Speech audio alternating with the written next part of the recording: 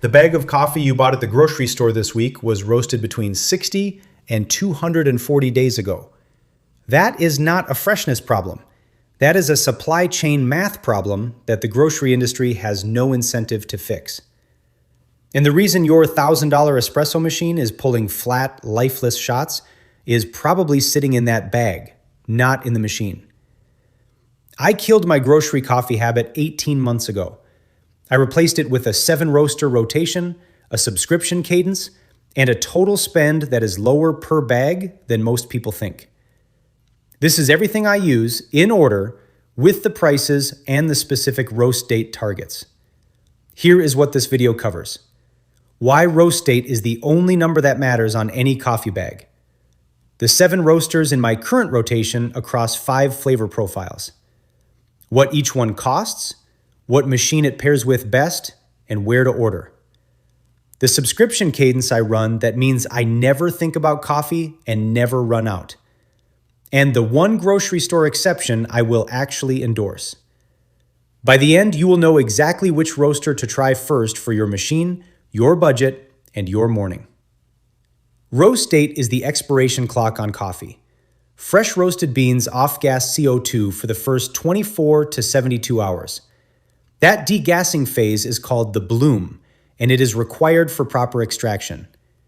After about 14 days, the outgassing slows and the volatile aromatics start to degrade. After 30 days, the coffee is stale. Drinkable, not good. Grocery coffee is roasted in a central facility, warehoused, shipped to a distribution center, shipped to the store, and then sits on the shelf. The minimum timeline is 45 days. Most grocery bags I have tested were pulled at 90 to 120 days from roast date. This is why your machine pulls inconsistently. Stale beans have less CO2. Less CO2 means the water channels through the puck instead of extracting evenly. You get a flat, bitter, under-extracted shot. You adjust your grind for 30 minutes. You blame the machine. The machine is fine. Buy fresh beans. The target is beans roasted within the last 7 to 21 days when they arrive. Every roaster in this rotation ships on that timeline. Link to each one is in the description. The first 2 roasters in the rotation are the entry point.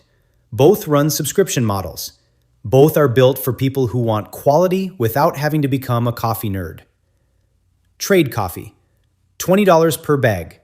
Subscription is $20 per delivery, ships on your cadence. The onboarding quiz they run actually works. You tell it your machine, your preferred flavor profile, how dark you like it, and it routes you to one of their 50+ partner roasters. I have been routed to about 8 of them over the past 18 months. Every bag has landed in the 7 to 10 day roast date window. The reason trade is the entry point? No decision fatigue. You answer 5 questions once and the bag shows up. Atlas Coffee Club, $16 to $18 per bag. Single origin focus. Each bag comes with a card about the farm. This sounds like a gimmick, but it actually teaches you what flavor differences between regions taste like. Ethiopia will taste different from Colombia. Peru will taste different from Guatemala. Atlas is the fastest way to develop a palate. If you have a super automatic and you want a consistent, high-quality bean without thinking about it, start with Trade. If you are curious about the flavor range in specialty coffee, start with Atlas. The middle tier is where the flavor gets interesting. Onyx Coffee Lab, $32 to $40 a bag. Based in Rogers, Arkansas. These are the beans I use in the long-form espresso decision tree video and the ones I recommend for the Bambino Plus and Lilith setups. The Southside blend is their entry point, and it is excellent. Consistent, chocolatey, no roast defects. The light roast single origins are for people who want to taste what the origin actually produces. At $35 a bag, this is not a daily driver budget decision for everyone. It becomes one when you are no longer spending $7 a day at a cafe. That math closes in about 30 days. Counterculture Coffee, $23 to $30 a bag. based in Durham, North Carolina. The Apollo Espresso Blend is a benchmark. It is what I use in the Lilite Plus Niche Zero setup when I want a fruit-forward shot that works in milk.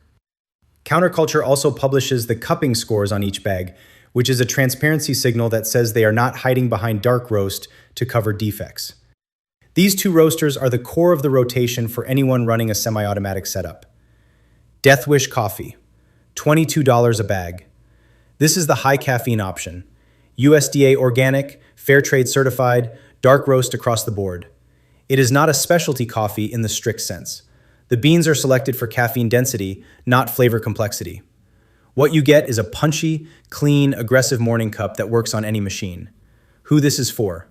People who want maximum caffeine in the morning without sourcing from multiple bags. Students, night shift workers, people who run at 5 a.m. and need a hard start. The flavor profile is simple on purpose. Stumptown Coffee Roasters, $14 to $22 a bag. The Bridge Blend is the reliable daily driver. Medium roast, consistent, wide distribution. Stumptown is the roaster I recommend when someone wants to step up from grocery coffee but is not ready to commit to a specialty roaster subscription. The roast dates are solid. The bags are widely available online. The price is the most accessible in this rotation. These two roasters handle the high-volume, lower-maintenance end of the rotation. Intelligentsia Coffee, $25 to $42 a bag, Chicago-based. The Black Cat Classic Espresso is their signature and one of the best espresso blends in the country. Direct trade relationships with farms. They publish the farm name, region, and lot on every bag. Intelligentsia is the luxury tier in this rotation, not because of the price, but because the coffee rewards attention. On a dialed-in semi-automatic with a good grinder, the Black Cat produces a shot with a clarity and sweetness that the grocery shelf cannot replicate at any price. The rotation cadence I run is this: 2 bags per month. First bag is a blend from the Clarity tier, Trade or Onyx on a subscription.